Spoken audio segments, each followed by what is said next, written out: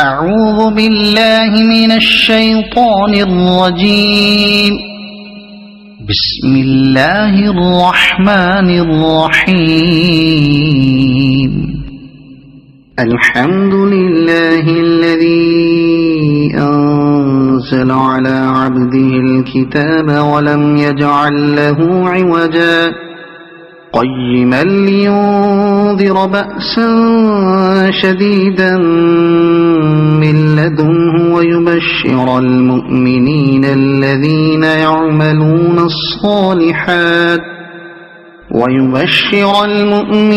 الذين يعملون الصالحات أن لهم أجرا حسنا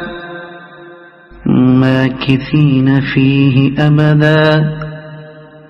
وينذر الذين قالوا اتخذ الله ولدا ما لهم به من علم ولا لآبائهم كبرت كلمة تخرج من أفواههم إن يقولون إلا كذبا فلعلك باخع نفسك على آثارهم إن لم يؤمنوا بهذا الحديث أسفا إنا جعلنا ما على الأرض زينة لها لنبلوهم أيهم أحسن عملا وإنا لجاعلون ما عليها صعيدا جرزا أم حسبت أن أصحاب الكهف والرقيم كانوا من آياتنا عجبا إذ أوى الفتية إلى الكهف فقالوا ربنا آتنا من لدنك رحمة وهيئ لنا من أمرنا رشدا فضربنا على آذانهم في الكهف سنين عددا ثم بعثناهم لنعلم أي الحزبين أحصى لما لبثوا أمدا نحن نقص عليك نبأهم بالحق إنهم فتية آمنوا بربهم وزدناهم هدى وربطنا على قلوبهم إذ قاموا فقالوا ربنا رب السماوات والأرض لن ندعو من دونه إلها لقد قلنا إذا شططا هؤلاء قومنا اتخذوا من دونه آلهة لولا يأتون عليهم بسلطان بين فمن أظلم ممن افترى على الله كذبا وإذ اعتزلتموهم وما يعبدون إلا الله فأووا إلى الكهف ينشر لكم ربكم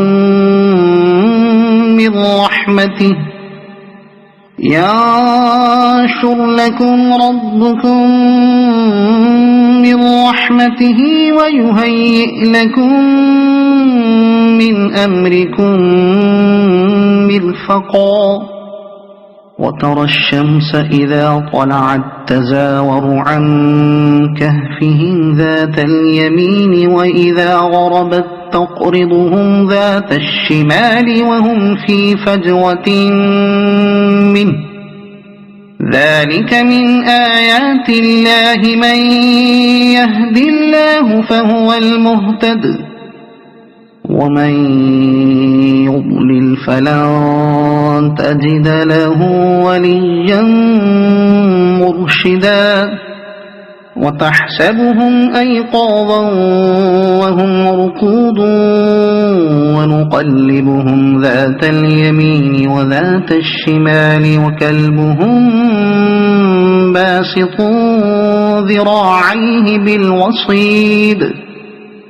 لو اطلعت عليهم لوليت منهم فرارا ولملئت منهم رعبا وكذلك بعثناهم ليتساءلوا بينهم قال قائل منهم كم لبثتم قالوا لبثنا يوما أو بعض يوم قالوا ربكم أعلم بما لبثتم فابعثوا أحدكم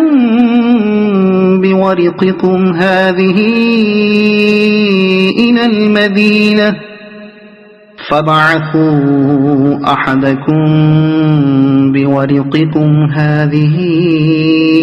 إلى المدينة فلينظر أيها أزكى طعاما فليأتكم برزق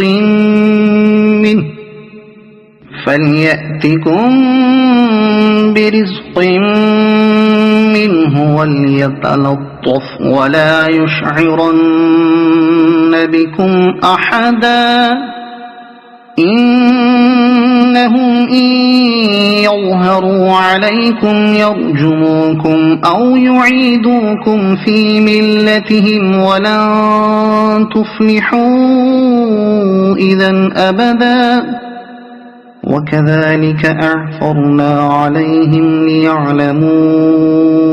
أن وعد الله حق وأن الساعة لا ريب فيها إذ يتنازعون بينهم أمرهم فقالوا بنوا عليهم بنيانا ربهم أعلم بهم قال الذين غلبوا على أمرهم لنتخذن عليهم مسجدا سيقولون ثلاثة رابعهم كلبهم ويقولون خمسة سادسهم كلبهم رجما بالغيب ويقولون سبعة وثامنهم كلبهم قل ربي أعلم بعدتهم ما يعلمهم إلا قليل فلا تمار فيهم إلا مراء ظاهرا ولا تستفت فيهم منهم أحدا ولا تقولن لشيء إني فاعل ذلك غدا إلا أن يشاء الله واذكر ربك إذا نسيت وقل عسى أن يهديني ربي لأقرب من هذا رشدا ولبثوا في كهفهم 300 سنين وازدادوا 9 قل الله أعلم بما لبثوا له غيب السماوات والأرض أبصر به وأسمع ما لهم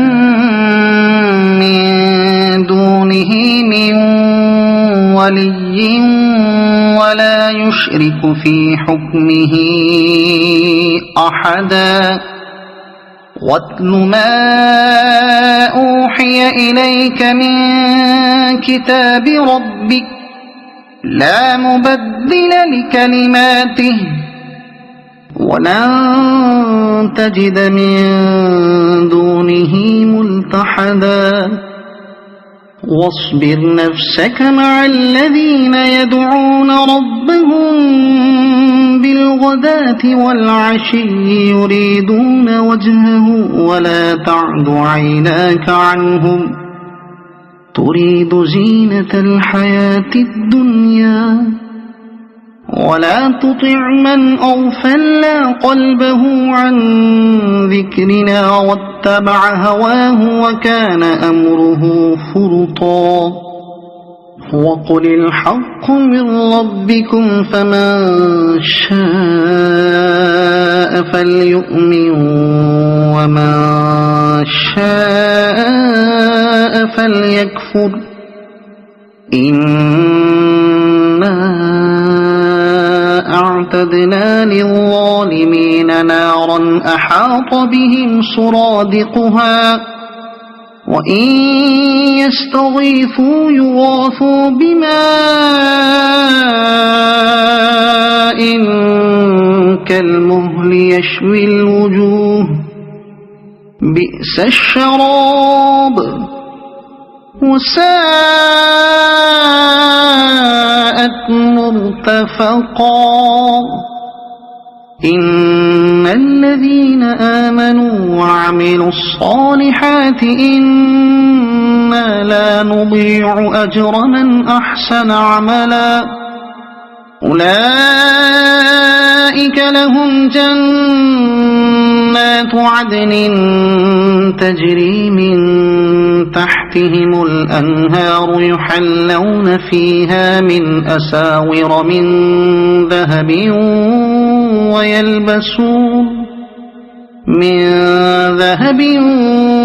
ويلبسون ثيابا خضرا من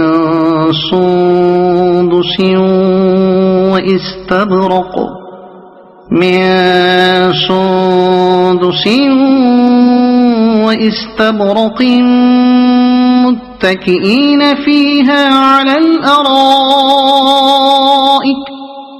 واستبرق متكئين فيها على الأرائك نعم الثواب وحسنت مرتفقا واضرب لهم مثل الرجلين جعلنا لأحدهما جنتين من أعناب وحففناهما بنخل وجعلنا بينهما زرعا كلتا الجنتين آتت أكلها ولم تظلم منه شيئا وفجرنا خلالهما نهرا وكان له ثمر فقال لصاحبه وهو يحاوره أنا أكثر منك مالا وأعز نفرا ودخل جنته وهو ظالم لنفسه قال ما أظن أن تبيد هذه أبدا وما أظن الساعة قائمة ولئن رددت إلى ربي لأجدن خيرا منها منقلبا قال له صاحبه وهو يحاوره أكفرت بالذي خلقك من تراب ثم من نطفة ثم سواك رجلا لكن هو الله ربي ولا أشرك بربي أحدا ولولا إذ دخلت جنتك قلت ما شاء الله لا قوة إلا بالله إن ترني أنا أقل منك مالا وولدا فعسى ربي أن يؤتيني خيرا من جنتك ويرسل عليها حسبانا من السماء فتصبح صعيدا زلقا أو يصبح ماؤها غورا فلن تستطيع له طلبا وأحيط بثمره فأصبح يقلب كفيه على ما أنفق فيها وهي خاوية على عروشها ويقول يا ليتني لم أشرك بربي أحدا ولم تكن له فئة ينصرونه من دون الله وما كان منتصرا هنالك الولاية لله الحق هو خير ثوابا وخير عقبا واضرب لهم مثل الحياة الدنيا كماء أنزلناه من السماء فاختلط به نبات الأرض فأصبح هشيما تذروه الرياح وكان الله على كل شيء مقتدرا المال والبنون زينة الحياة الدنيا والباقيات الصالحات خير عند ربك ثوابا وخير أملا ويوم نسير الجبال وترى الأرض بارزة وحشرناهم فلم نغادر منهم أحدا وعرضوا على ربك صفا لقد جئتمونا كما خلقناكم أول مرة بل زعمتم أن لن نجعل لكم موعدا ووضع الكتاب فترى المجرمين مشفقين مما فيه ويقولون يا ويلتنا ما لهذا الكتاب لا يغادر صغيرة ولا كبيرة إلا أحصاها ووجدوا ما عملوا حاضرا ولا يظلم ربك أحدا وإذ قلنا للملائكة اسجدوا لآدم فسجدوا إلا إبليس كان من الجن ففسق عن أمر ربه أفتتخذونه وذريته أولياء من دوني وهم لكم عدو بئس للظالمين بدلا ما أشهدتهم خلق السماوات والأرض ولا خلق أنفسهم وما كنت متخذ المضلين عضدا ويوم يقول نادوا شركائي الذين زعمتم فدعوهم فلم يستجيبوا لهم وجعلنا بينهم موبقا ورأى المجرمون النار فظنوا أنهم واقعوها ولم يجدوا عنها مصرفا ولقد صرفنا في هذا القرآن للناس من كل مثل وكان الإنسان أكثر شيء جدلا وما منع الناس أن يؤمنوا إذ جاءهم الهدى ويستغفروا ربهم إلا أن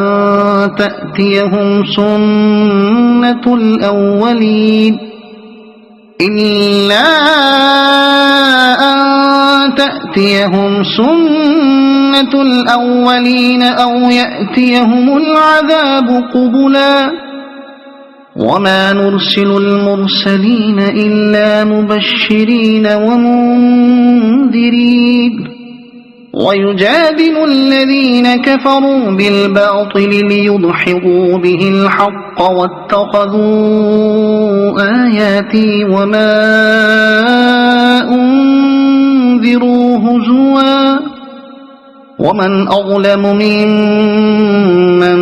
ذكر بآيات ربه فأعرض عنها ونسي ما قدمت يداه إنا جعلنا على قلوبهم أكنة أن يفقهوه وفي آذانهم وقرا وإن تدعهم إلى الهدى فلن يهتدوا إذن أبدا وربك الغفور ذو الرحمة لو يؤاخذهم بما كسبوا لعجل لهم العذاب بل لهم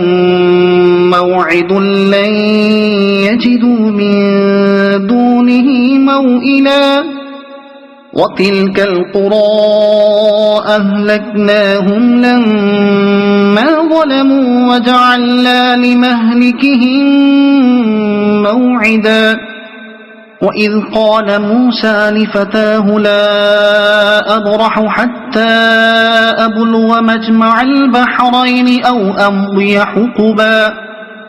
فلما بلغا مجمع بينهما نسيا حوتهما فاتخذ سبيله في البحر سربا فلما جاوزا قال لفتاه آتنا غداءنا لقد لقينا من سفرنا هذا نصبا قال أرأيت إذ أوينا إلى الصخرة فإني نسيت الحوت وما أنسانيه إلا الشيطان أن أذكره واتخذ سبيله في البحر عجبا قال ذلك ما كنا نبغي فارتدا على آثارهما قصصا فوجدا عبدا من عبادنا آتيناه رحمة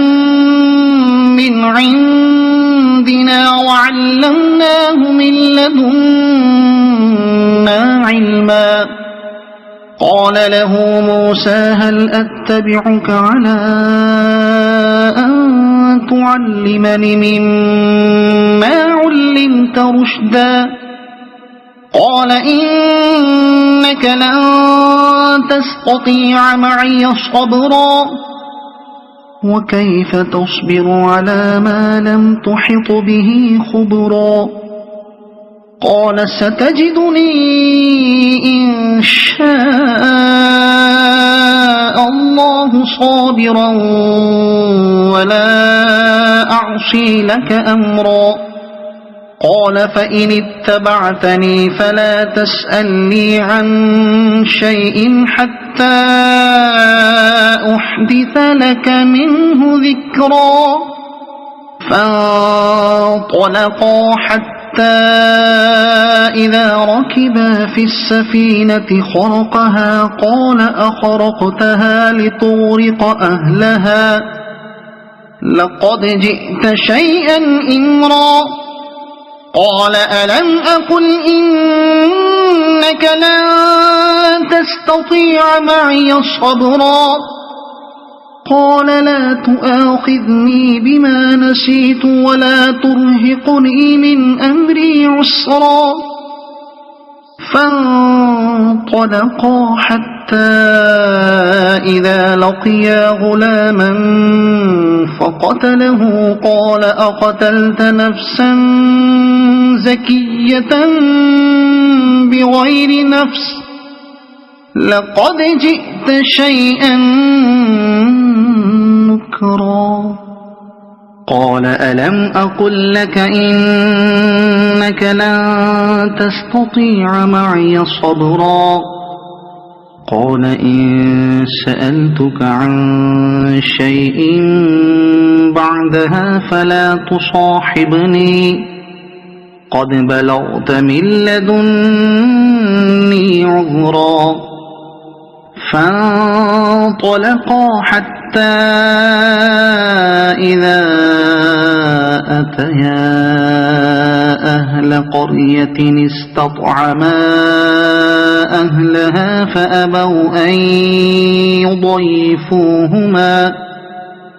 فأبوا أن يضيفوهما فوجدا فيها جدارا يريد أن ينقض فأقامه قال لو شئت لاتخذت عليه أجرا قال هذا فراق بيني وبينك سأنبئك بتأويل ما لم تستطع عليه صبرا أما السفينة فكانت لمساكين يعملون في البحر فأردت أن أعيبها وكان وراءهم ملك يأخذ كل سفينة غصبا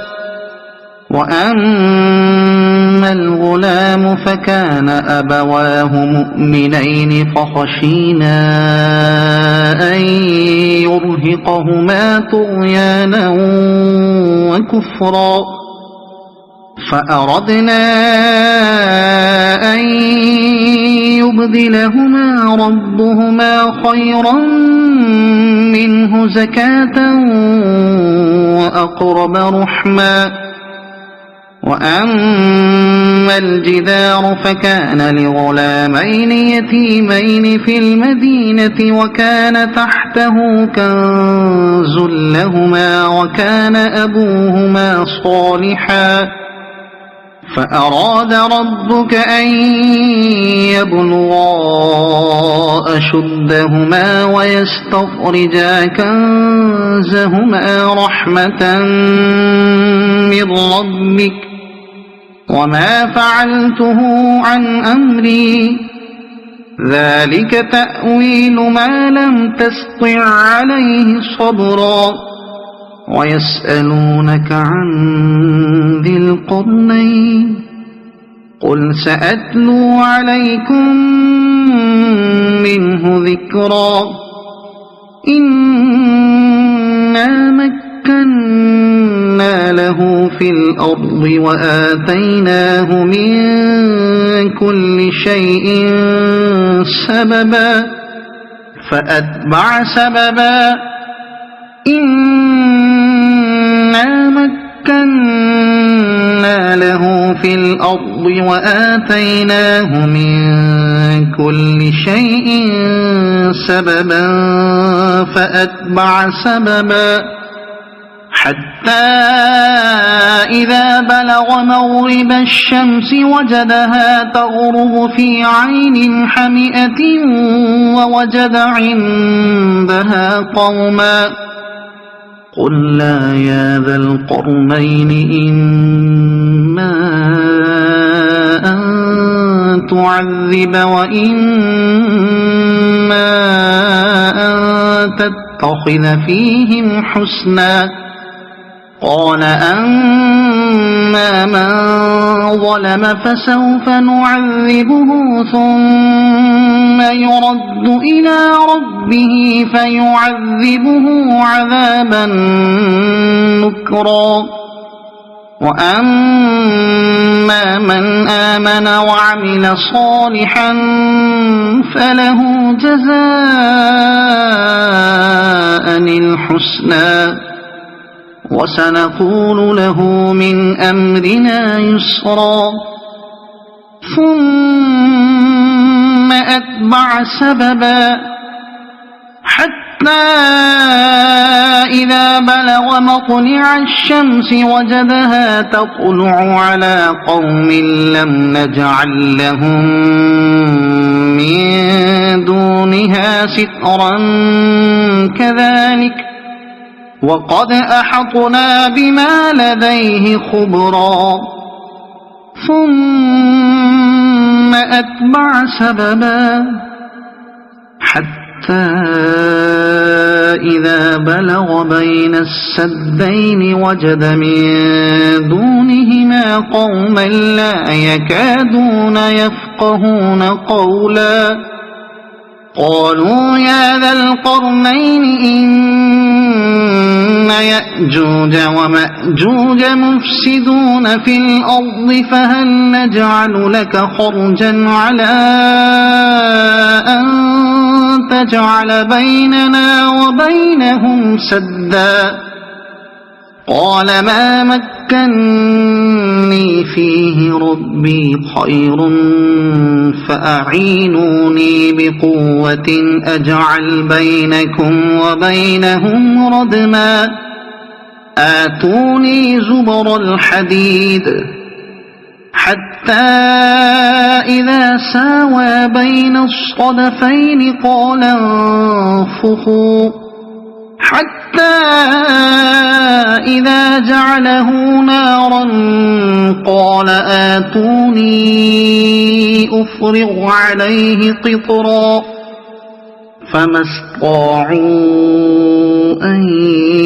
يظهروه وما استطاعوا له نقبا